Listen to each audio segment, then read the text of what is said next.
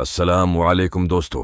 مشہور برطانوی بحری جہاز ٹائی ٹینک جب حادثے کا شکار ہوا تو اس کے آس پاس 3 ایسے بحری جہاز موجود تھے جو ٹائی ٹینک کے مسافروں کو بچا سکتے تھے۔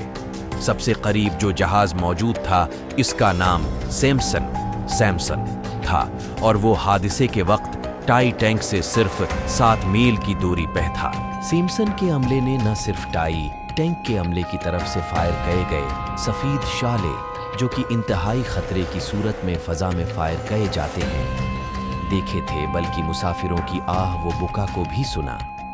لیکن کیونکہ سیمسن کے لوگ غیر قانونی طور پہ انتہائی قیمتی سمندری حیات کا شکار کر رہے تھے اور نہیں چاہتے تھے کہ پکڑے جائیں، لہذا ٹائی ٹینک کی صورتحال کا اندازہ ہوتے ہی بجائے مدد کرنے کے وہ جہاز کو ٹائی ٹینک کی مخالف سمت میں بہت دور لے گئے۔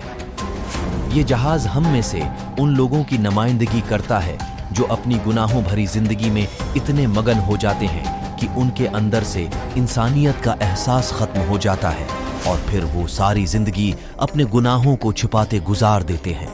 یہ ہے انسانوں کا پہلا رویہ۔ دوسرا جہاز جو قریب موجود تھا اس کا نام کیلیفورنین تھا، جو حادثے کے وقت ٹائی ٹینک سے 14 میل دور تھا۔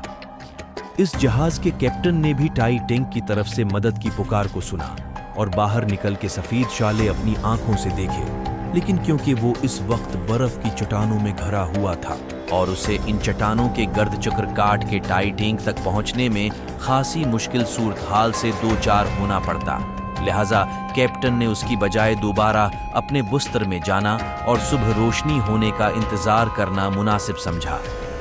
صبح جب وہ ٹائی ٹینک کی لوکیشن پہ پہنچا تو ٹائی ٹینک کو سمندر کی تہہ میں پہنچے 4 گھنٹے گزر چکے تھے۔ تیسرا جہاز کارپاتھیا تھا جو ٹائی ٹینک سے 68 میل دور تھا۔ اس جہاز کے کیپٹن نے ریڈیو پہ ٹائی ٹینک کے مسافروں کی چیخ و پکار سنی۔ صورتحال کا اندازہ ہوتے ہی باوجود اس کے کہ یہ ٹائی ٹینک کی مخالف سمت میں جنوب کی طرف جا رہا تھا، اس نے فوراً اپنے جہاز کا رخ موڑا اور برف کی چٹانوں اور خطرناک موسم کی پرواہ کیے بغیر مدد کے لیے روانہ ہو گیا۔ اگرچہ یہ دور ہونے کے باعث ٹائی ٹینک کے ڈوبنے کے 2 گھنٹے بعد لوکیشن پہ پہنچ سکا، لیکن یہی وہ جہاز تھا جس نے لائف بوٹس پہ امداد کے منتظر ٹائی ٹینک کے باقی ماندہ 700 مسافروں کو زندہ بچایا تھا اور انہیں بحفاظت نیو یارک پہنچا دیا۔